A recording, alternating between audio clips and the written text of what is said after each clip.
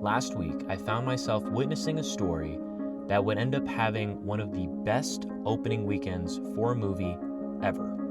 And I find myself a week later with an itch to watch it again, not because it was the best story I'd ever heard, or that it had the best cinematography ever, or because of the stunts that happened to happen, but because the story resonated with me in a way that I left wanting to search within. I feel like there's an answer to a moment that it brought out of me that I am itching to find. And normally, movies don't have this type of impact on me. But for some reason, this character tapped into something that I really relate to now. I just really want to look at what he was experiencing in this story and relate it back to the moments I have been feeling and witnessing lately.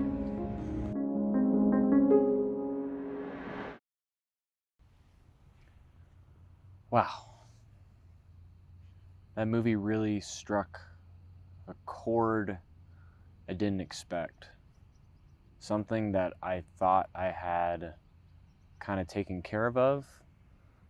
But like a lot of things, if you don't manage it, it resurfaces itself in different ways.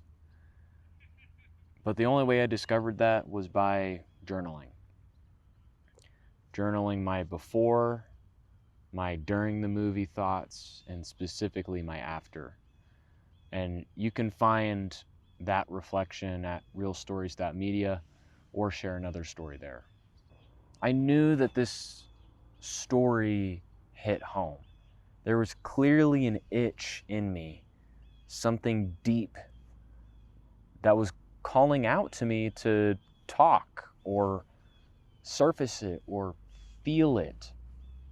Like in the story, I thought my initial thoughts were going to be about how lonely he was. Because I just talked about that, how I felt lonely and how I thought, there's a good reason for that loneliness, and which is part of it, but I put the rose-colored glasses on, if you will, with that.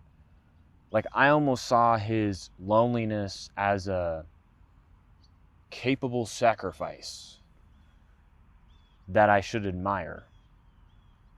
Watching the movie the second time, that loneliness was a weakness. But the reason it was because the loneliness made him forget a piece of who he was. Yeah, he forgot a piece of who he was, and that's how I have actually been feeling.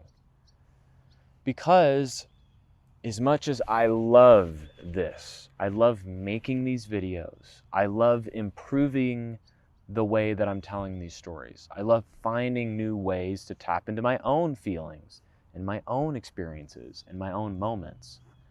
I truly do love that. I really love this thing. It's the thing that I see doing for the rest of my life. But it has been all that I've done since I've moved to Colorado. I've worked some odd jobs to make some income because I need it. But besides that, my singular focus has been to build real, to improve on this. I think about it all the time. And I knew it was unhealthy, but I didn't realize how unhealthy it was becoming for me. Now, I think I listen to too many voices that tell me that I can keep working hard and keep going and keep going and keep going. And I think this past week really shined a light on that because I was trying to recommit to another goal financially and work another new job to make up for the lack of income that, as much as I love this, it doesn't provide any income. And so as an adult living an adult life, a human life, I got to make money. But this takes up a lot of my time. So last week it was working hard on this, constant, and then the weekend, working hard on that, constant, and I was exhausted. And I was left craving one of the things I love about being human. And that's experiencing what life has to offer. Like looking around at the scenery I have around me with all of these beautiful trees. I've mentioned it before how much I love these trees, but truly, these trees I haven't had a chance to be around in this capacity in a few years. And they are gorgeous. And then the sun is setting roughly behind me. It's a cooler summer day. What I'm more so tapping into is me ignoring how much I want to appreciate it and how much I need to appreciate it has been a hindrance on who I am as a person. To the point where I want to specifically highlight something I wrote down and I kind of ended on, which was, I said, I have been willing to let my identity be consumed by this. Wow, I'm back to this. The story of my past few years. When will I learn that no matter how much I love something, I can't make it my whole life? The reason I talked about that specifically is I went through the last year in California in an identity crisis around some of these similar things, where when I worked the job at the restaurant that I briefly mentioned before the end of last year, when I worked at that job, I worked at it so much it became the only real piece of my identity. I didn't do much else.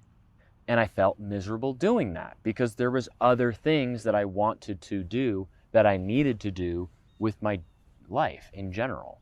Other goals I had, I needed to pursue. The same thing in relationships. I have consumed my entire life by who I love. It becomes everything. I need to work on that relationship as much as I can. I need to give them as much love as I can. I need to grow the relationship as much as I can. I have a problem making things I love 100% of my life and ignoring everything else. And it's hard because I love these things. My heart is in these things. My soul is in these things. I put myself into these things 100%. And I love that piece of me. I really do love it. It's such a big drive. But I don't allow myself to grow in other ways. I think that I have to commit fully to something in order to achieve things in it, and it's just not the truth. And I think the reason specifically in this reflection, what hit me the most is like that moment when you go, damn it. That one thing I thought I was against, that I thought I had thrown away or gotten past, damn it, it's creeping back in again. And I don't know why. And I'm going to have to unravel this, but a lot of times bringing attention to things is the best way to do that. And this story brought this conflict to my attention. And it released the tension I had with that itch. It really did. It's really forcing me to reconsider like how I've built my life, even though, like, don't get me wrong, I love this thing. I'm not giving up this thing, but I think what I'm recognizing is that I need the balance of the identities I have. The guy who's the storyteller and real. The guy who wants to be working out in the gym more. The guy who wants to to have a day that's just carefree, where I can just go off and not care. The guy that wants to go spend time with his friends and do things that a 24-year-old can do. to go adventure the world, to go travel, to go to football games, to spend time doing anything else other than what is productive. It does make me sad, though. It makes me sad, and it makes me emotional to think about how much I continue to forget myself in these things. That I lose myself in the things. I lose myself in the future tense of these things. That I lose myself in wanting more than it. Like, why can't I just sit here and enjoy making the video? Why do I have to look at the fucking future?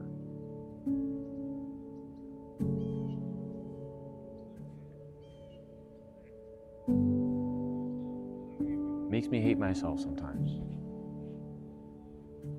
Even though I do love a lot of pieces of me, I just get frustrated that I keep making the same mistakes with myself that cause me pain.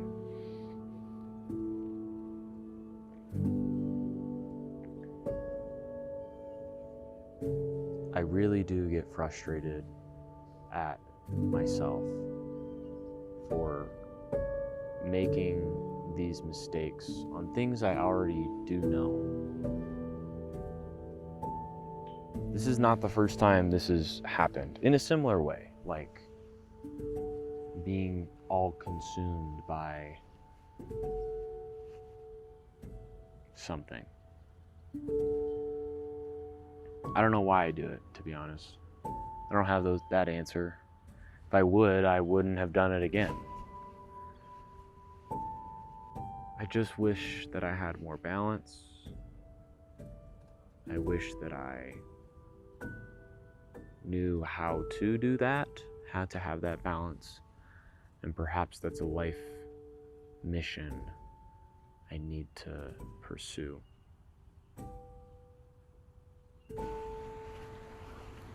I really recognize that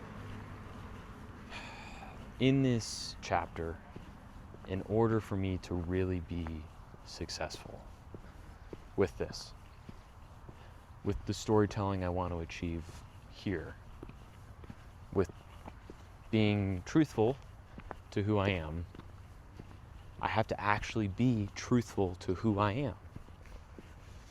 I can't lose parts of my identity in the pursuit of one piece. So yeah, I'm gonna go back to the gym. Whether I film that or not, I don't know. Because I think I need some things for me. And I think a lot of people would agree with that. Am I gonna give up this thing because it's taken over too much of my life? Hell no. Because I love this. It is a piece of me. So that itch that I really needed to scratch today, that I'm really leaving with, is how much I need to open myself up to the possibility of the life that I can live, of the pieces of me I need to work on, and I need to be more whole of a human with. Because I know that if I continue to ignore those parts of me, and I ignore the life in me, then I'll never embrace fully who I am.